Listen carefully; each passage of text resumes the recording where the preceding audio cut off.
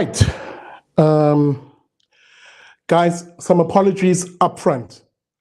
The internet is wonky tonight, so the show may very well be choppy. My apologies for that. So we'll try and keep it short. Tonight on the Big Daddy Liberty show, we basically asked the question. Okay, sorry about that, guys. Tonight on the Big Daddy Liberty show, we ask the question, are we seeing a transition in society where people are beginning to abandon that traditional woke leftist nonsense that we often see from our political elites, politicians, and the mainstream media? With them leaving that, does that explain the almost panic that the left now finds itself in? And we'll show you a classic example of that panic as we look at one woke, trendy-lefty social commentator, very favored and by the politicians in this country, very favored by the mainstream media in this country, because he himself is indeed part of the political elites. So we're going to have that conversation tonight, and I'm not going to have it alone. I'm going to bring on my two guests. First off, from the Institute of Race Relations, this chap, of course, is the head of campaigns in that part of the world, Gabriel Crouse. Good evening. How's it, Sizwe? Very good to be here. It's glad to see you. Excellent, man. Good to have you on. Again, just a word of caution, that there will be a delay on my side in hearing you, so just give me a second every time you've sort of finished a sentence. Again, apologies to everybody for the poor quality. Right, my other guest, of course, is another firm favorite here on the BDL show. This chap, of course, is with the Free Market Foundation. I'm talking, of course, about Martin van Staden. Apologies for there being no visuals of him, but you can hear him clearly. Martin, good evening.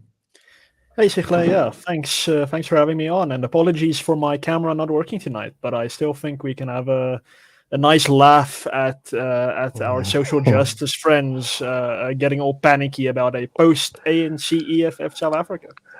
And perhaps on that very note, let's jump straight into the conversation.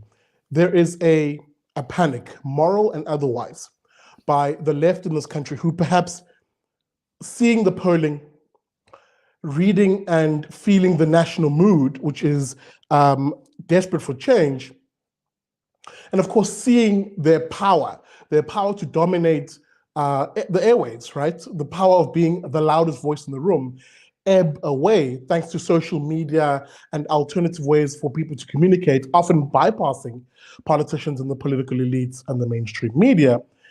We have one Sizwe Mpofu-Walsh, who very much is the embodiment, in my view, of South Africa's chattering, trendy, lefty, woke class.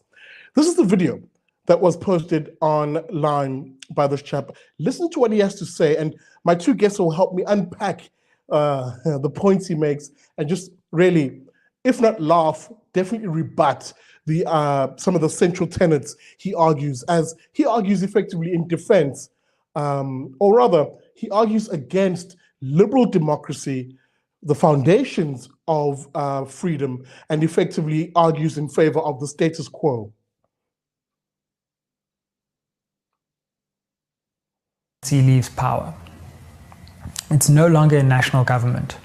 Parliament sits, it convenes, it elects a president from a different party, and the ANC is officially the national opposition. It loses a number of provinces, so it also doesn't govern there, and we already know it doesn't have control over major metros as well. What then? Now, some people would celebrate, some people would feel that finally justice was served, and that a party that has been failing for a long time now has finally been held accountable. And that's all well and good. But what vision replaces the vacuum that will be left by the ANC? One of the dangers for me in this political moment is that what replaces the ANC will not be preferable, but will actually take us backwards. Can you imagine how tragic and farcical that would be? So, for example, what we could see is a shift to the right of the political spectrum.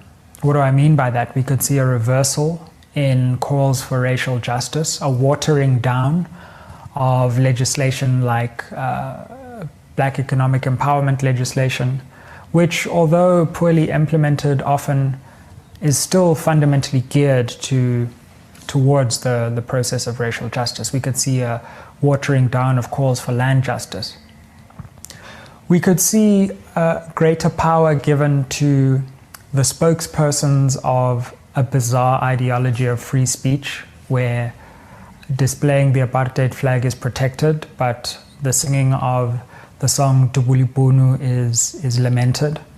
We could see an emboldening of those forces because they may have roots to national power. The AfriForums and the Institute of Race Relations of this world could be further emboldened if, for example, the DA takes national power and they would espouse their bizarre ideologies, and they would not just be a laughingstock, but they would actually be quite serious non-governmental power brokers.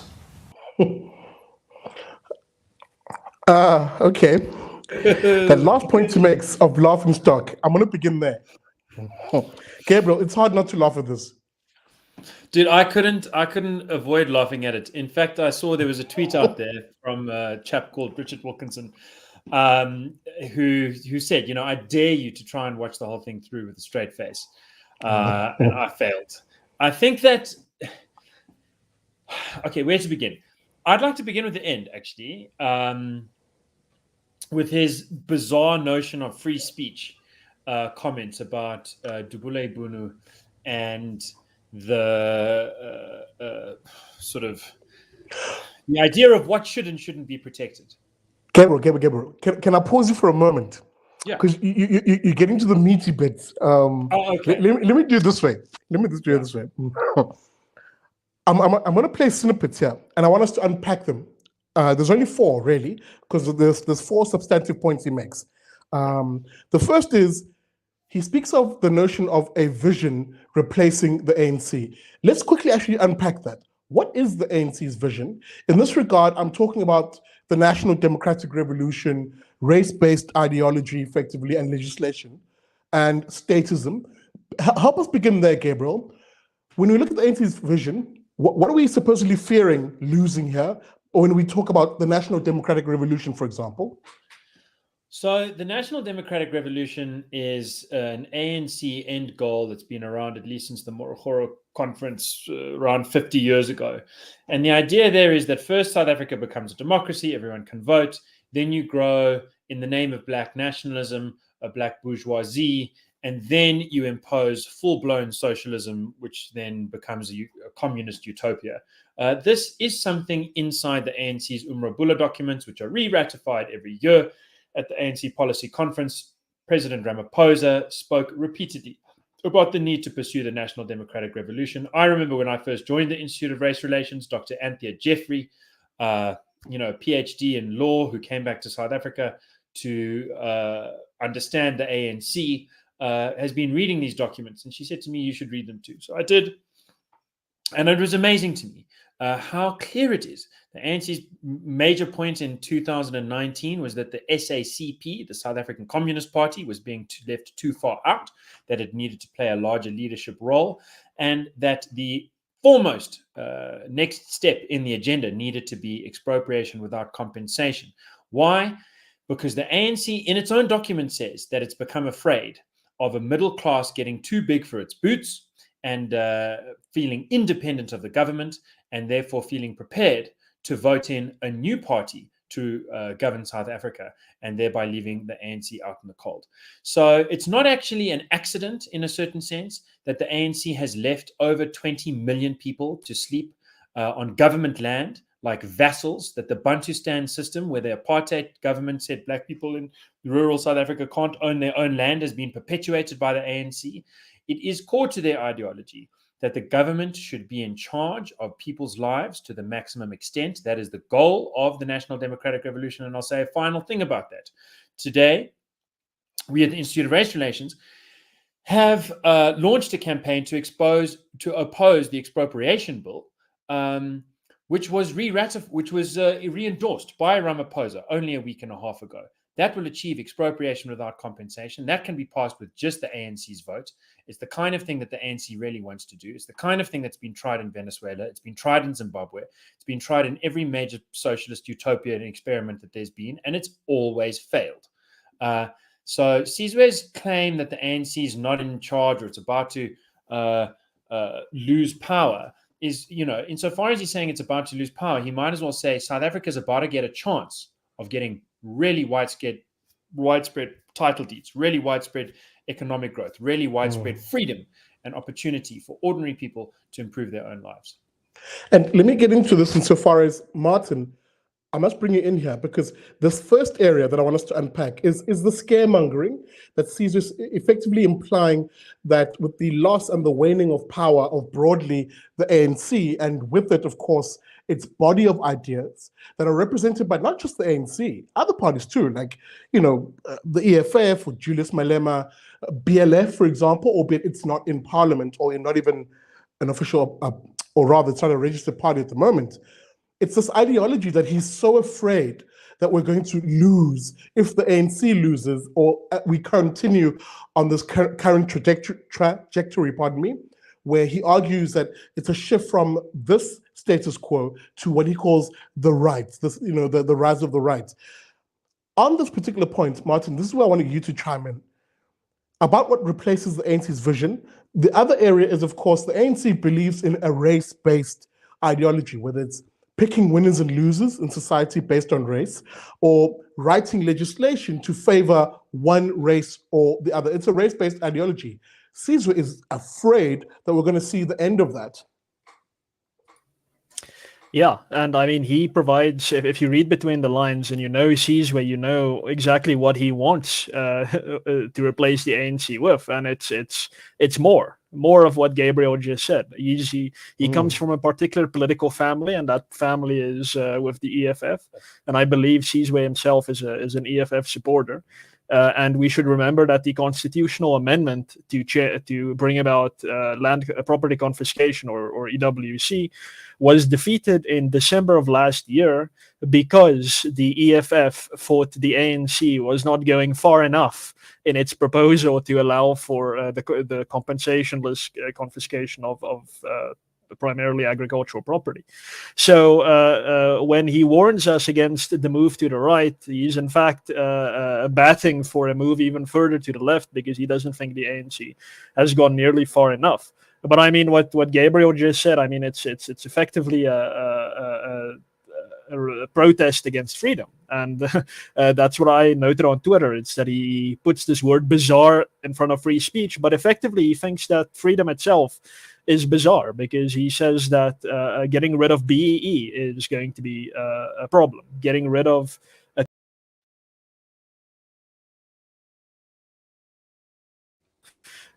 sorry, Martin.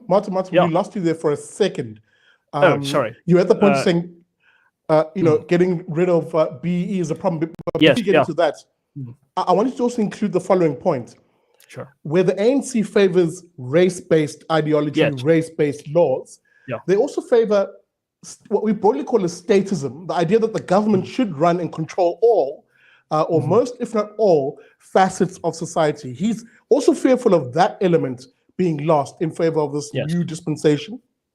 Yes, yeah. So I mean, if I haven't read his book, but in his latest book, something about neo-apartheid, he talks about transformative constitutionalism, and effectively what that means, transformationism, as Professor Quismalan calls it, is that government should have this this residual power to effectively change, socially engineer practically every facet of society. And the ANC has said this repeatedly in its policy documents, in that it believes it must control all the levers of power so that it can bring about, if eventually, the communist utopia that Gabriel referred to. And Sizwe will be very upset about this, because as Hayek noted in his extremely insightful essay, The Intellectuals and Socialism, intellectuals love this grift. They love the idea that, well, if we can plan to build a bridge in engineering, and we can plan how to farm in agricultural sciences, then surely as intellectuals we can also plan a society. And who better to do this than us, the elite, the intellectual elite? It's going to be us. So a lot of left-wing intellectuals see a lot of issues with freedom per se, because they're worried that they might not be there to direct society towards their envisaged nirvana. So I mean that it's perfectly in character for Sizwe to be very worried that this is going to happen, because I mean his relevance will start dissipating immediately if society adopts a more spontaneous approach to order, where people can direct their own destinies and their own lives. So it's perfectly in character. And as you both said earlier, it's right to laugh at this, because I mean if South Africa commits any further to this nonsense of statism, we are going to be in trouble, and we need to laugh anyone out of the room who says we need to further commit to this. Absolutely. Guys, give me a second here, because I want to play each of these areas now that I want you guys to unpack. So you'll give me a second just with my program here. And maybe with that being said, welcome to it. You're watching the Big Daddy Liberty Show. I'm going to extend the show a little bit because we're having a bit of a wonky broadcast tonight. And with that being said, please do me a favor, hit that like button and help the show grow. I'm in conversation with Gabriel Crouse from the Institute of Race Relations and Martin from Staden from the Free Market Foundation, as we laugh off, really, one Sizwe Mpofu-Walsh, and more than just him, his ideas, effectively, which are a fear-mongering of, what will happen if we lose the ANC and its bad ideas, and the vacuum is filled by those effectively who love freedom and the tenets around freedom. We're going to unpack that in a moment as we look at some of the key points he made. There we go. And guys, we're going to begin here. There's four broad areas. The one is this notion of a shift to the right. There are tropes here that are embedded in this that require, and nested features really, that require that we just quickly rebut them. The second, which I'll play, is on the issue of, he speaks of a, quote, reversal of racial justice. Again, this an almost collective sense of justice versus what we as liberals, or classical liberals, or conservatives, or those of us who bat for liberty, would actually say it should be individual justice, actual justice, period. The third area, of course, maybe in keeping with this notion of collective justice, he speaks of land justice, right? And the fourth area is that particular comment that you mentioned and also Gabriel referenced, where he talks about free speech as being a, quote, bizarre ideology. This is what he said on that first point on, quote, the shift to the right.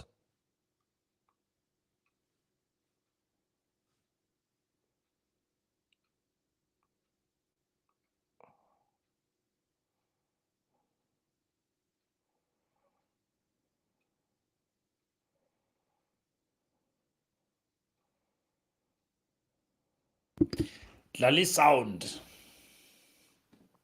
Is there, oh no, is there no sound? I'm not hearing it, eh? Okay. Yeah, stand none on by my for side me. either. Okay, no problem, gentlemen. Just stand by for me, please. I'm just going to quickly reset this. Okay, and maybe let me just quickly double check with the audience whilst I'm at it, if they can. Okay, the audience is also saying no sound. Guys, apologies for that. Let me just quickly troubleshoot it. Over here. While you do that, can I throw in a data point to just riff off what Martin was saying? One Sure, data go ahead. point, which is that the Institute of Race Relations often does these polls to try and get the sense of what people think who don't have the spotlight, like Sizwe or us. And one of the questions we ask, or get independent pollsters to go and ask so that we don't interfere in the process, is, do you think jobs should be appointed by merit? Or do you think there should be, something like more BEE? And 80% of South Africans say that jobs should be appointed by merit. There's a breakdown. 20% say pure merit, 60% say merit with educational opportunities for the genuinely disadvantaged, which to my mind doesn't mean a race. It means actually poor people. But 80% say merit. So a guy like Sizwe, who really wants more BEE, really is sitting in a position where the values he espouses are quite a minority view. And they seem really big because it's the ANC's view, and the ANC's been the dominant party for the whole new South Africa. If the ANC becomes an opposition party, it's worth bearing in mind that it could go from 40% to 20% quite quickly, because it is only really 20% of South Africans who think that way. Absolutely. And maybe to that point, and my apologies to you, dear viewer, let me play again that little segment. Again, that first segment or first section of his argument that I want us to unpack is this notion of the shift to the right, the scaremongering that we often hear, not only in South Africa, but perhaps globally, where the right, as they often say, and even further, the pejorative of the alt-right, is basically people who, broadly speaking, on the one hand disagree with them, but people who espouse and stump for and argue for, advocate for, if you will, ideas of freedom, free speech, a market economy, property rights, and the primacy of the individual, and really the protection of the individual and families from state overreach. Broadly speaking, that's what they lump as being on the right. Now, of course, there's other facets on the right. For example, social conservatives, which is often what they'll argue represents the right. But when they say the right, it's those foundational ideas that I speak of that they oppose. And this is what Sizwe says in this regard. And then he segues to racial justice as being one example of what the right will disavow or fight against. Here's what he had to say. We could see as a shift to the right of the political spectrum.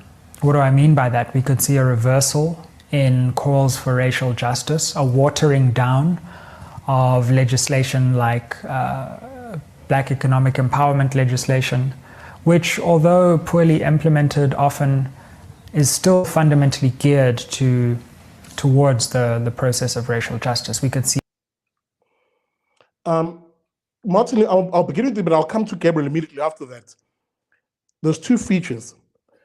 I want you to unpack for me that key difference between really those of us who are on the liberty side, freedom advocates, versus broadly Sizwe's side, the left, the work types, who argue for justice as being a collective function where the individual is not responsible, but really people should be judged as a collective. Hence you hear him say something like racial justice and what that all means versus our conception of justice. You don't unpack that for us very briefly?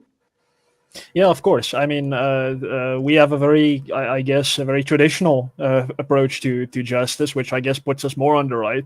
And that is that it means every individual must be treated fairly and must get their just deserts in life according to their own conduct and the choices that they have made. I think going quite far back, this is how justice has worked.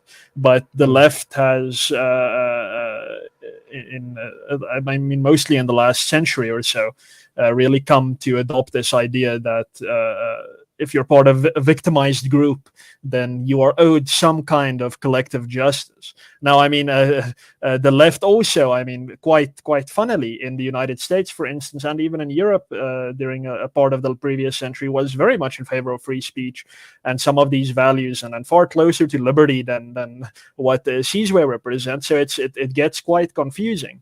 But the interesting thing for me is that Sizwe and his ilk sit far closer to what I, at least, would classify as the right, in that the right in South Africa historically has also believed in a collective vision of justice. So people have implemented their social conservatism in a very authoritarian fashion, and you think about politicized racism and so on that came before the current trendy and more morally acceptable type, I guess, that we're experiencing today. So when Sizwe lumps us in with the right, he's effectively saying that we believe things that we do not believe in common with people who agree with him on more things that we do. So it's quite bizarre. But it's something that we should bear in mind. That is that liberalism really fundamentally provides I think it's corny to call it a third way. I don't like that at all. But it's just observable in policy preferences that Sizwe and the so-called right, people like Marine Le Pen in France and so on, I mean, they are far closer on policy than they are to us. And we maintain that justice is an individualist concept, and that is something that liberals are quite alone in. Absolutely. Gabriel, I'm going to come to you in a moment because there's two nested features I want you to attack here. And maybe as I segue, Martin makes an important point.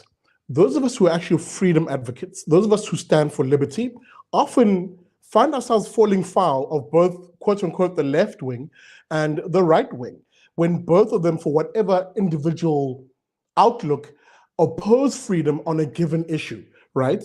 Whereas we argue that the central theme in all facets of society should be freeing the individual, freeing, really, I talk a lot about individuals, but really, we're a family society. And in that sense, freeing families for them to make decisions around how they conduct their lives, free from interference from either the state or even other coercive, manipulative forces in society. But let's unpack this further. He makes this weird claim in line with this notion that justice should be racial in nature. In other words, collective. So collective describing of people, black, white, colored, Indian, right? And equally, insofar as a justice sense, maybe collective even punishment. Are you white? Well, you should be punished because white or whiteness, we'll often hear the left say, has certain features to it, right? So this is what they mean by racial justice, identifying people not as individuals, but as racial groupings and according either benefit or punishment on that basis. So here he cites BEE, and we hear the usual argument, Gabriel. Oh, BEE is a good policy, he says, if only it was implemented best.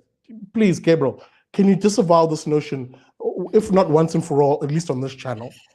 Dude, it is, I think it's a stunner.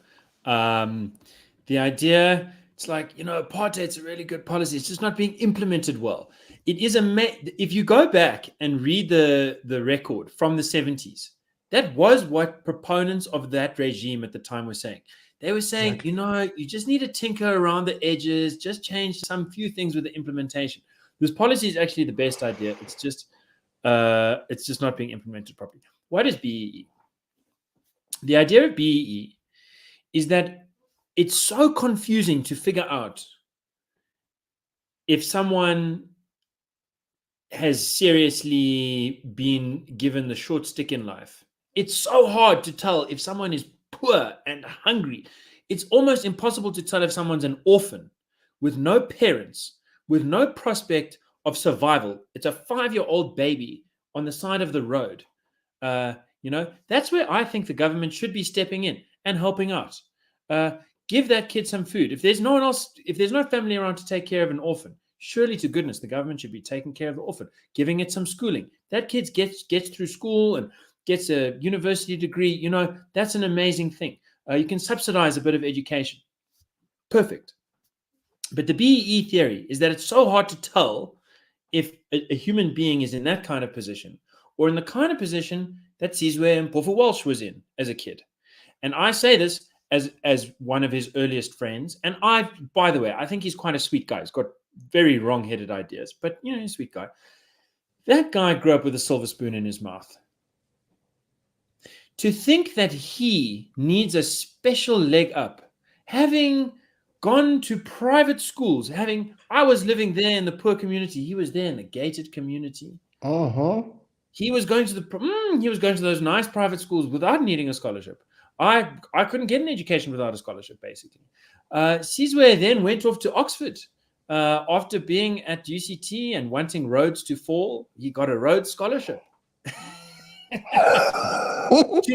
to think, and he's a sweet guy with some very wrong-headed ideas, but to think that he needs special help, to me, that is racist. BEE, at a certain point, it is just racist to think that a kid who grew up in a wealthy family with every advantage needs more advantages until he dies because of the color of his skin. It's a repugnant idea. Absolutely. It is the core, unfortunately, of the ANC's ideology, and it is something that people are married to. I just want to say one last thing about it. I think that Sizwe underestimates himself, just in the same way that BEE underestimates Black people in general. If BEE went away tomorrow, it would not make Black people worse off. It would make all South Africans better off. it really would be advantageous to live in a society where competition brings out the best. There are so many companies that get BEE contracts and just automatically charge 10% extra because that's the BEE premium. If BEE goes away, many of those companies are still going to get the same contracts. They just don't get that extra 10% premium. And you know what living on the edge does? It makes you work harder. It makes you smarter. It makes you save more. It makes you invest more carefully, prudently, strategically, competitively. I truly believe in competition. I think it's a wonderful thing to compete. In sport, we see it with children, we see it with adults, in music, in culture, in so many ways. Stick fighting, Zulu dancing. Competition is what makes especially young men bring out the best in themselves. I think Sizwe could be a potent force for good if he would just let himself compete with me or you or any of us in a debate where it's not about who has what skin color and that's going to determine what you're allowed to say. No, where it's just people engaging with a battle of ideas in the hope that we can bring out the best chance for freedom, for prosperity, for the most people. That's what we're all after. He's just playing with the training wheels still on. It's childish. I'll go one step further as I conclude the section before we move on. I've always been loathsome. I've always hated. One time I'll use the word hate. Anytime someone makes an argument that something should be a benefit or a punishment based on race. For instance, on issues of empowerment law, as Gabriel rightly points out, don't help me because I'm black, help me because I'm poor. That is a key distinction that we need to get right in this country, and that's the distinction that the likes of Sizwe Mpofu-Walsh are very afraid of, because as things stand, where legislation favors people for being black, it is those individuals who are black and within the circle of power and privilege who are the first to benefit in that line, at the expense often of that poor black chap who lives in, say, a shack on a sand dune somewhere in Cape Town. He's not a beneficiary of BEE. He's far removed from that. Indeed, the very system that he's been relegated to, often trading in his name of a state-provided education or a race-based this or that, often gives him poor outcomes versus the cream, if you will, that the likes of the political elites, the black political elites, because remember, it's a portion based on their skin color, often get at the expense of poor blacks. So this is where someone like Sizwe and I would disagree. And if that makes me a right-winger for you to fear, so be it. Because that's the society I think South Africa should be, a non-racial society, as opposed to the society they want, which is racial in nature, and they mask their racialism behind this term called anti-racism. But that's for another day. That's a topic for another day. I want to move us on, fellas, because we're running out of time. I only did say we'll end at 8:15.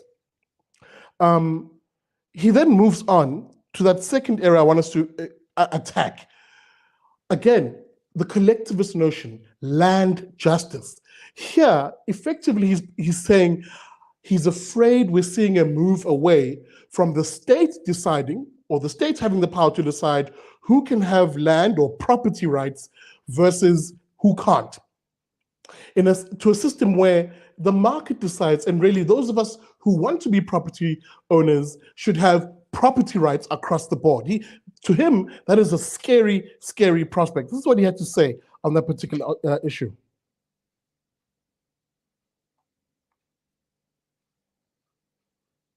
Watering down of calls for land justice.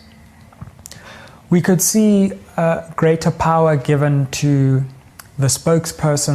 All right, I may have jumped the gun there, but I think I've made the point. Martin, let me begin with you in this regard.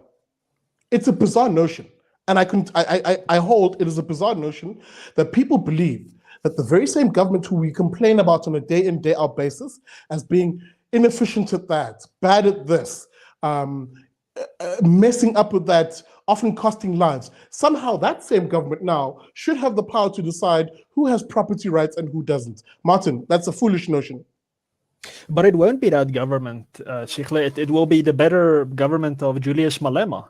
That's what the left has gone to with people like Sizwe, and they're like the ANC. And no, Mandela. It started with him. He sold out by agreeing to the constitution, and it's only parties like the EFF that are going to set it right and really implement land justice.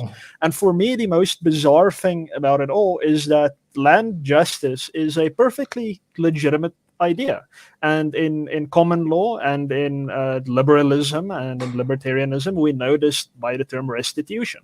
It is a central pillar of any legitimate property rights theory, and that is that if you or your ancestors, the people for who you are a descendant and title, have had their property taken from them involuntarily, then you can approach a court with the proof that this specified piece of land belonged to your ancestor, and by succession in title, you are now entitled to that land. Perfect. Yes, of course, you must get that land back. Any liberals would say so.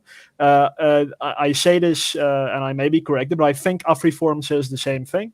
The Free Market Foundation says it, and I believe the IRR says that. Liberals believe in land justice and in property rights. Restitution is a fundamentally liberal concept.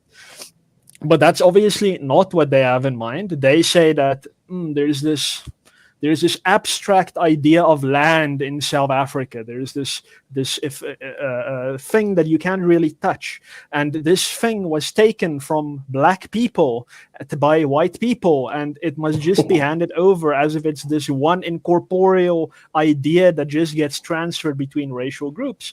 And that comes to this bizarre BLF notion that if you own land in South Africa as a white person, you are automatically a land thief. That land must be taken from you without compensation, and it must either, one of two options, be owned by the state and leased to black people, or the state must give it to some random person who happens to be black, whether they have family from that piece of land in the past or not. And this is the bizarre idea of land justice that the hard left in South Africa represents. And I mean, it's always funny to me. I had a debate with Kim Heller of the EFF on radio once, and they just have no idea what to say to the argument that restitution is a fundamental pillar of a liberal approach to property rights. They just have no argument. And that is why when the debate about EWC was raging, you never really, and I want you guys to think about this, you never really had intellectuals who defended that policy on any ground other than, it's going to feel good. Nobody made an economic case for it. Nobody made a logical case for it. There was none of that. It was all about, it's going to make us feel good, almost in a vindictive, revengey style. It's going to be justice in that sense. It's going to be revenge. That's what it all came down to. And that is what Sizwe represents fundamentally. And it's quite, as Gabriel said, he seems like a sweet guy. He's very, very articulate. He has a degree from Oxford, I believe. My goodness, this is someone who is passably smart making this argument. And it just brings me back to my original point. There is it's a grift. These intellectuals want patronage from the state eventually, if not now, eventually he wants to be the minister of something or other. He wants to be the president, perhaps.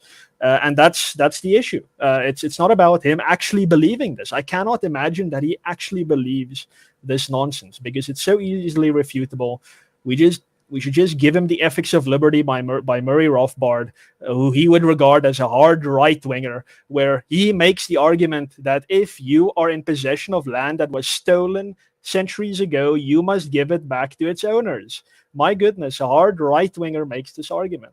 So yeah, I mean, we have the argument on our side. We just need to make it clear to everyone that this nonsense that is peddled, and I mean the point that Gabriel made about the IRR surveys, incredibly important, that South Africans on the whole do not believe this nonsense. We just need to keep reinforcing that point. Absolutely. And Gabriel, before I come to you, I want to play that last segment because I want you to chew on it first. But to Martin's point, I think, Martin, you're absolutely correct. And I wanted to flesh that out quite importantly. The difference between land restitution, which is a function of justice, actual individual justice. This was mine. It was stolen. There is a court system, an adjudicator of disputes in society, who then returns it to me. Absolutely. No one should dispute that. That is a function of actual justice. But what lefties often want is land redistribution. That is a function of politics, and a politics which often sees those in power deciding who gets something and who doesn't on arbitrary basis. Race, gender, all the things that are actually irrelevant to actual justice. And this is the concern and what you should always laugh off whenever you hear someone talk about land redistribution versus restitution. But I'm going to move us on, Gabriel, to that last point that I wanted you to chew on.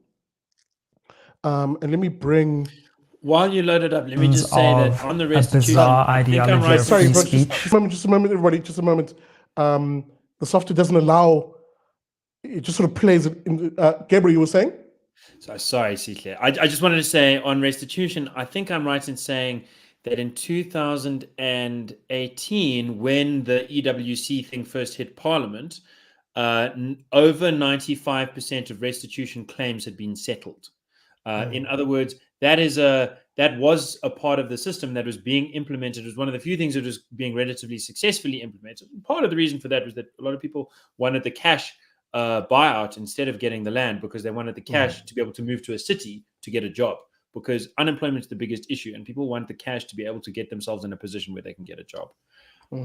Martin, you're making a point. Sorry. Me. Oh, okay. Sorry, man. I thought you guys were both speaking at the same time. Let me play this last segment, Gabriel, to you afterwards, and then Martin afterwards.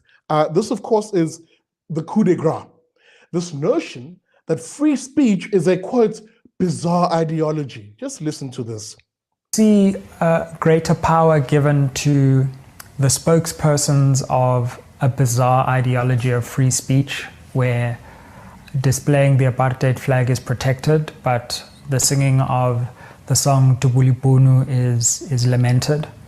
We could see an emboldening of those forces because they may have roots to national power. The AfriForums and the Institute of Race Relations of this world could be further emboldened if, for example, the DA takes national power and they would espouse their bizarre ideologies, and they would not just be a laughingstock, but they would actually be quite serious non-governmental power brokers.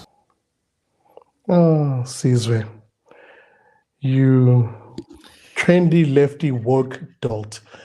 Gabriel, besides the pot shots being fired at AfriForum and EILR here, please, why is free speech important, and how? Please disavow this notion that it is a bizarre ideology. Okay, so let's do that by finding him on his ground. So he says the thing that's bizarre is that the old flag can be protected in the sense that if you wave it, the police can't come and put you in jail. Whereas Dubula Ibunu is lamented, not lamented, is potentially a jailable offense. Now, I think the reason that he thinks this is a strange position to be in is because he doesn't follow, when he looks at the scoreboard, what he's looking at is points for blacks, points for whites. So he thinks, okay, if the apartheid flag can be flown, that's like 5 points for whites. And if Dubula Ibunu can be sung, that's like 5 points for blacks. But if you can wave the flag, but you can't sing the song, then it's like +5 for whites and -5 for blacks. And that's terrible. And therefore, we're in a terrible world where some members of the IRR have made the case to that effect. Here's the problem, or here's the difference. I helped with the Dubula Ibunu case. And I can say, to start with, that there is a very consistent, irritating little thing to unpack here. And it's especially important for people whose mother tongue is not Zulu or anything like that, including Sizwe, who, like me, his English is his mother tongue. Dubula Ibunu was not the issue. Okay, there is a part of a chant which is very soulful and mournful, where people are singing Dubula Ibunu. That is not the issue. The issue is when people are jumping up and down, shouting, "Kill the boer, kill the farmer." Not, I'm translating. Those are the words being said. AfriForum's case originally against Julius Malema was about the kill the Boer part. In the incident in Senekal, where Sizwe and I were both there, in the Senekal area, which then brought about the latest case, which is where Sizwe gets this talking point, Dubule Ibunu was not sung at all. It was only kill the Boer. There was no other section. It was just kill the Boer, kill the farmer. At a time when Jaron Horner, a farmer, had just been killed and people were protesting at the bail hearing against that. The mob that was being given political instruction by the EFF went on to do violence immediately. The idea of free speech is that free speech is protected unless you are literally telling people to go and kill other people. That is not protected. Moreover, the biggest issue against MP Ndlozi was not Dubule Ibunu, which was never there. It's just a thing people think because it sounds fancy. It wasn't even kill the Boer. It was another song saying, call the fire brigade, we're going to go burn them down. You can't, the one thing you shouldn't, I, as a classical liberal, will say, the one thing you can't do is tell an angry crowd to go and hurt people. That is no longer free speech. That has gotten into the stage where you are immediately inciting violence. Everything else should be protected. Everything else can be debated. You cannot debate. I was there in Senekal. It was impossible to debate the stones being thrown by the EFF. But you can debate with someone who waves the flag. And I think that there are many circumstances where it is foolish to wave the flag, and I will ridicule people who wave that flag in foolish fashions. And I can win through debate. That is what we mean by free speech. And it's not about counting points for blacks or whites. It's about looking at the principle. The principle is you get to say it no matter what it is, unless you are immediately instructing people to do violence in a circumstance where it's quite likely that they will. For example, asking someone to kill someone else, I'll pay you money. That's not free speech. Asking someone, an angry crowd, to go and burn down a building, that's not free speech. That is the principle, and we believe in principle. Sizwe can't see principle because he's so fixated on color. It's very, very depressing because that is a smart man, but he's not living up to it. Martin, I want you to round it off for us because I think Gabriel is spot on here, especially on that distinction of where one draws the line and what the distinction is, if you will, between free speech and one, therefore, inciting violence and shamming that is somehow free speech, which is the conflation that Martin Sizwe purposefully makes. You see, now I'm confusing names. That Sizwe purposefully makes in his video. Beyond that, Martin, this is an attack on actual freedom. By equating it as somehow being a, quote, bizarre ideology, this is the kind of thing an apartheid politician would have said, for example, where because someone differs with the status quo, maybe back then a status quo that nationalist politicians were trying to create, you were somehow bizarre for doing this. Yeah, and just to build on what Gabriel said there about point counting, I think he's right, but how Sizwe would justify himself, he'll try to intellectualize it by saying, no, but you see, the apartheid flag is violence. You see, it's yes,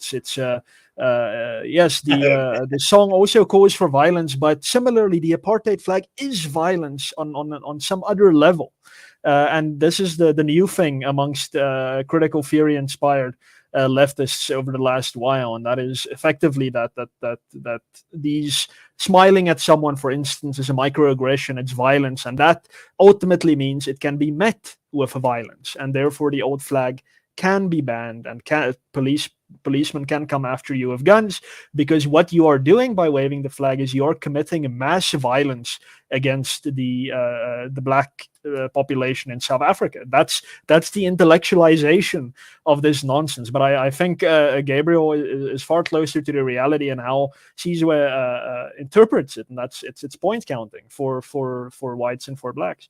But yeah, as you rightly say, it's simply anti-freedom. So he goes after the IRR and AfriForum, for instance. And I'm a hardcore individualist liberal, and AfriForum people get very upset when I call them a liberal organization, and I stand with that. I think AfriForum is a liberal organization, and my reason for that is simple. Nothing that they do involves using the violence of the state or mob violence against anyone ever. Everything they believe in is about communities and individuals coming together and solving problems voluntarily. And the IRR is South Africa's oldest, perhaps the continent's oldest, not just liberal think tank, but perhaps the continent's oldest think tank per se. And to lump these organizations in with some bizarre right-wing conspiracy is certainly an anti-freedom perspective. Because what these organizations have called for consistently is simply a free market, leaving communities and individuals alone to solve their problems and to solve communal problems. We've seen the Solidarity movement, which is the AfriForum is a part of that, not going to the state and saying, hey, you should solve education and you're not doing it. They said, well, you're not solving education, let's do that for you. They have they've built 2 universities. They have a platform that supports private schools and homeschoolers as well. Every time the state fails in a duty, these organizations say, well, okay, we'll do it then, without using any violence against anyone. These organizations are quite unlike so-called right-wing organizations or the brown shirts in Weimar Germany. They didn't voluntarily solve ethnic Germans' issues. They went to Jewish businesses, destroyed it, and then rounded up Jews and helped the government take them to concentration camps. Does AfriForum do anything that even comes remotely close to that? No. AfriForum and the IRR are organizations of freedom and voluntariness. And this, to Sizwe, is a huge issue. It's a huge problem because it ultimately builds up to the authority of the state to impose its social engineering goals on society being undermined, and rightfully so. I think we can agree. And Sizwe does not. He does not want this to be the case, and we see this on Twitter when someone recently actually, when people were talking about Soltech, one of Solidarity's universities, he was like, "But if a private organization can do this, this fundamentally detracts from the state's authority as the provider of education in South Africa. That's not something any state can tolerate." And we were like, what are you talking about? And it's this type of ideology that Sizwe represents, and that is that the state must be the driver of everything in society, and it must implement his very bizarre concept of justice. And if it doesn't do that, it's a great epistemistic affront to what he and other lefties believe in. So it's all against freedom. It's all against, and he would say freedom is a lie. Freedom, as we understand it, is a lie, and therefore we must go full hard authoritarianism in his view, and that's terrible. That's not what South Africa needs. We've had enough of that. It's enough now, man. It's been centuries. Absolutely. Sorry, Gabriel. I was just going to say, imagine thinking the problem in South Africa is we've got too much freedom. These South Africans, they're just enjoying too much freedom. The state needs to come and save them from themselves. Guys, we've completely run out of time. Gabriel, let me begin with you. How do the folks find you on your social medias? Okay, please go to irr.org.za. There you will find the campaign that we've just launched to fight the expropriation bill. That's the most important thing I can say. If you can't find it there, go to the Daily Friend. Just slap in Daily Friend on Facebook, on Twitter, on the internet, wherever you'll find it. There you'll find Institute of Race Relations work, in particular to this as well. And then, of course, Upra Martin, how do the folks find you? Thanks, Sizwe. Great episode. So if anyone wants to find my work, best place to find that is on my website. That's www.martinvanstaden.com. That's all one word. And if you want to go to my social media directly on Twitter, that is @Martin_ASFL. And on Facebook, that's facebook.com/MartinVanStadenLiberty. And that's all also one word. And please don't forget to visit the websites of the Free Market Foundation, one of my clients, and the business group Sakeliga, which also does excellent work in state-proofing South African commerce against the predations of government. And that is also, I think, that's sakeliga.co.za. Thanks very much, Sizwe. Thanks, Gabriel. Absolutely, and thank you to both my guests. That's Gabriel Crouse from the IRR and Martin from Staden, of course, who wears many hats, but all of them geared towards freedom and liberty. Guys, thank you for watching tonight's show, and really, let me leave you with this. Be very careful of the enemies of freedom. People who right now can feel their grip on power, their grip on society slipping, for they've been the loudest voice for the longest of time, even though they're not the majority voice in this country, because the majority of people have always said the following about, we are a faith, flag, family, and freedom type society of people who just want to live in a free, prosperous, non-racial, and property-earning society. That's who we are as society. We're not hung up by each other's race or gender or any of these identity politics the likes of Mpofu-Walsh and other trendy lefties play. What we really want is a free, prosperous, non-racial, and property-earning society. And it is the ideas of liberty that will make us, or help us rather, reach that. So be very careful of enemies of freedom and liberty. And here on the Big Daddy Liberty Show, we'll continue to stand exactly for that, your freedom and your liberty. With that being said, thank you for watching. I will see you guys tomorrow morning, bright and early, for another episode of Vuganazo. I hope you guys are enjoying that. Vuganazo, of course, being weekdays from 7 a.m. With that being said, thanks for watching. And hit that like button on the way out. And I'll see you, as I said, tomorrow for Vuganazo. Oh, y'all thought I forgot, huh? As I always say at the end of every show, never trust a commie.